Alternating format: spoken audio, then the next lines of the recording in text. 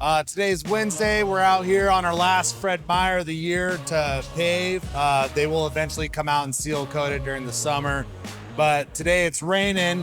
We've got a couple hour gap in between rain here soon. So we're finishing up our grinding.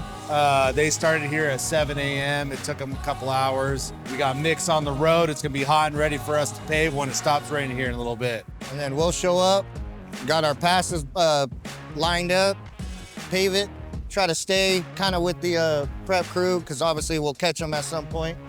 But yeah, we'll just put it back, tack and sand it, and then eventually come back and seal coat it, make it all look together. But right now we're dealing with rain, so we got to be a little faster today when it comes to the pave. Rollers getting on it a lot quicker and moving a little quicker today because of the rain.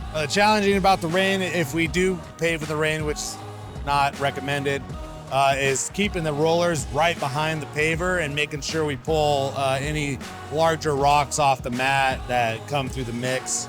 Anytime you touch the asphalt after you pave through, it kind of creates a shadowed area. So anytime you can rake those rocks off, it makes it nice and rolls in nice. But the key is keeping those rollers right behind the paver and making sure to get that compacted right away. It has its days when it's pouring, it's not fun, but like today it's barely sprinkling. So, I mean, it doesn't really phase us today, but just a lot quicker pace for sure, so.